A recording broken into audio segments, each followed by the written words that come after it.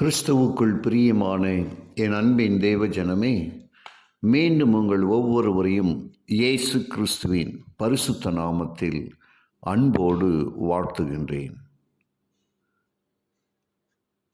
எகிப்து தேசத்தில் இன்னும் ஒரு கொடிய வாதையை எகிப்தியர் மேல் ஊற்றினார் தேவன். முந்தைய வாதைகளை விட அது மிகவும் பயங்கரமானதாக இருந்தது. மோசே வைத்த வேண்டுகோளை ராஜாவும் பூசாரிகளும் தான் நிராகரித்தார்கள். எபிரேய மக்கள் எகிப்தை விட்டு செல்ல அனுமதிக்கும்படி எகிப்திய மக்கள் விரும்பினார்கள். ஒவ்வொரு வீட்டிலும்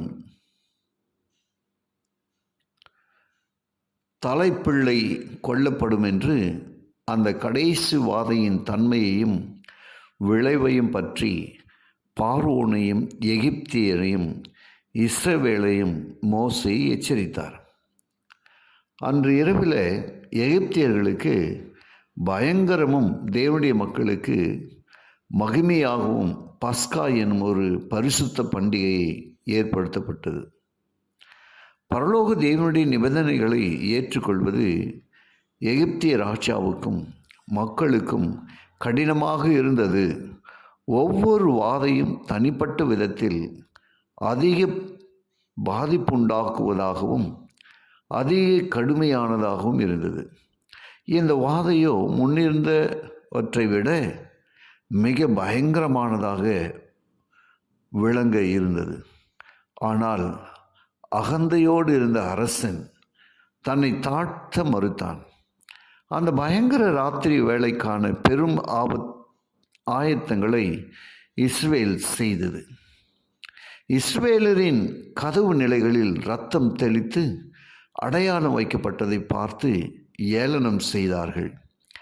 தேவன் கொடுத்த ஆலோசனைப்படி இஸ்ரவேலர் செய்தார்கள். சங்கார தூதன் எகிப்தியர் மத்தியில் கடந்து சென்றபொழுது இஸ்ரவேலர் பயணத்திற்கு ஆயத்தமாக இருந்தனர். மன்னன் தங்களை போக சொல்லும் உத்தரவுக்காக காத்திருந்தனர்.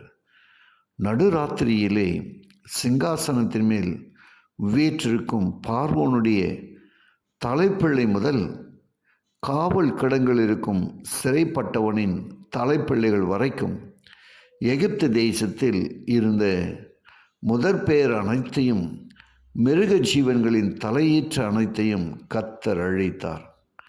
பார்வோனும் அவனுடைய சக ஊழியக்காரரும் எகிப்தியர் யாவரும் ராத்திரியிலே எழுந்திருந்தார்கள். மகா கூக்குரல் எகிப்தில் உண்டாயிற்று. சாவில்லாத ஒரு வீடும் இல்லை. ராத்திரியிலே அவன் மோசேயையும் ஆரோனையும் அழைப்பித்து, நீங்களும் இஸ்ரவேல் புத்திரரும் எழுந்து என் ஜனங்களை விட்டு புறப்பட்டு போய் நீங்கள் சொன்னபடியே கர்த்தருக்கு ஆராதனை செய்யுங்கள்.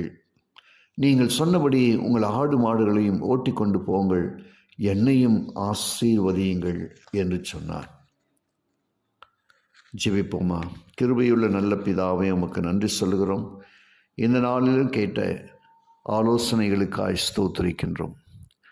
கடின இருதயம் கூட கரையும் விதத்திலே காரியங்களை மாற்றுகிற தேவ சமூகத்தில் அப்பா உம்மை நோக்கி கூப்பிடுகிறோம்.